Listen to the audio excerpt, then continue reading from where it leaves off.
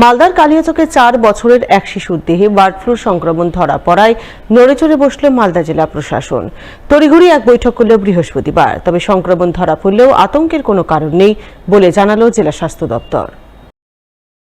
উল্লেখ্য, বুধবার মালদার কালিয়াচকে 4 বছর বয়সী এক শিশুর দেহে বার্ড ফ্লু ধরা পড়ার খবর সামনে আসে। তবে সংক্রমণ ধরা পড়লেও আতঙ্কের কোনো কারণ নেই, কারণ শিশুর দেহে ধরা পড়া H9N2 ভাইরাস এক মানুষের দেহ থেকে অপর মানুষের দেহে ছড়িয়ে পড়ার সম্ভাবনা নেই। আতঙ্কের কারণ নেই জেলার মুরগি ব্যবসায়ীদের, কারণ বার্ড ফ্লুর H5N1 ভাইরাস ধরা পড়লে মুরগি কালিং করতে হয়, যা ক্ষেত্রে হয়নি। এমনটা জানিয়েছেন জেলা মুখ্য স্বাস্থ্য আধিকারিক সুদীপ্ত ভাদুরী। তিনি জানান, H9N2 ভাইরাসে আক্রান্ত কালিয়াচকের শিশুটি বর্তমানে সুস্থ রয়েছে, তার পরিবারের সদস্যরাও সুস্থ আছেন। গোটা বিষয়টিতে নজরদারির জন্য স্বাস্থ্য দপ্তরের একটি টিম মালদায় আসছেন। তারা কালিয়াচকে যাবেন, পরিস্থিতি নিয়ে খোঁজ খবর নেবেন। এছাড়াও মালদা মেডিকেল কলেজ হাসপাতালের ইনফ্লুয়েঞ্জা টেস্টিং প্রসেস কিভাবে চলছে তা দেখবেন।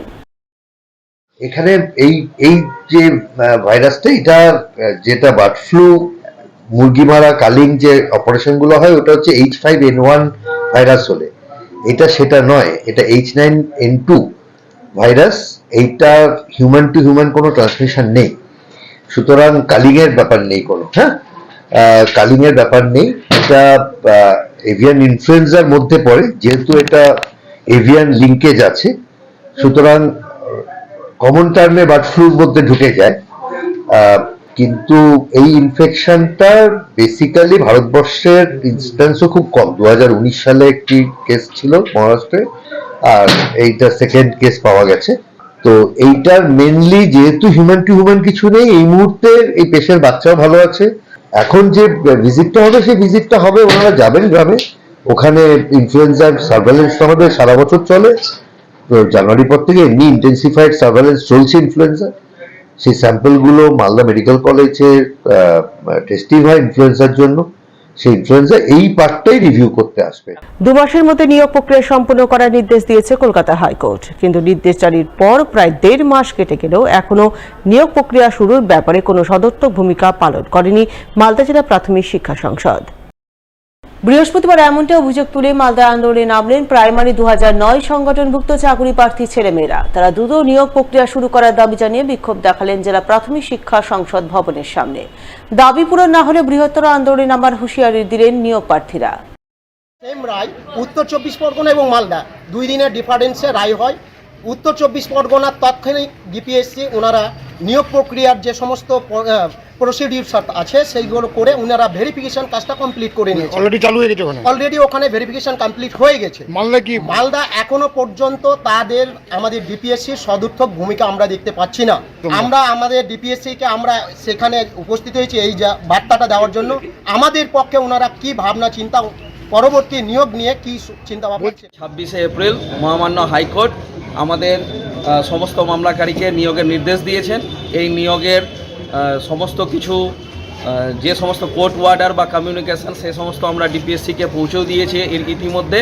কিন্তু এখনও অবধি প্রায় 1 মাস 15 দিন অতিক্রান্ত, এখনও পর্যন্ত জেলা ডিপিএসসি চেয়ারম্যানের কোনো প্রকার ভূমিকা আমাদের জন্য এখনও চোখে পড়ছে না। এই নিয়ে জেলা ডিপিএসসিকে আমরা যোগাযোগ করলে উনি একই কথা বলেন যে আমাকে উপর থেকে কোনো নির্দেশ দেওয়া হচ্ছে না।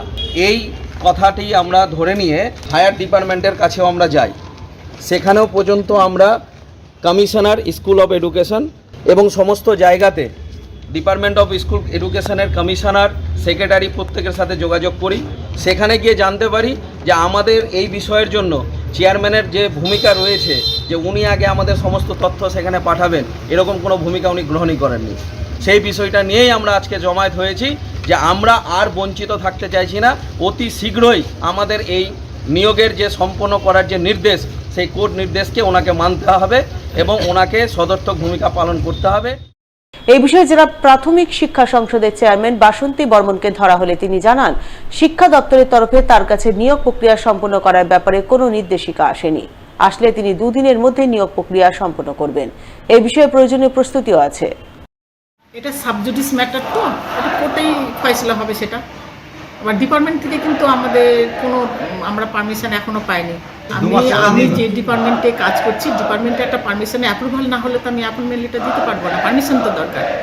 ডিপার্টমেন্টের সঙ্গে আমাদের তো সবসময় আমাদের যোগাযোগ আছে। আচ্ছা, হাইকোর্টে যেটা রায় 2 মাস, তার মধ্যে আর কোনো 1.5 মাস চলেছে, আর এই 15 দিন বাকি আছে, এই 15 দিনের মধ্যে কি কাজ সম্পন্ন হবে?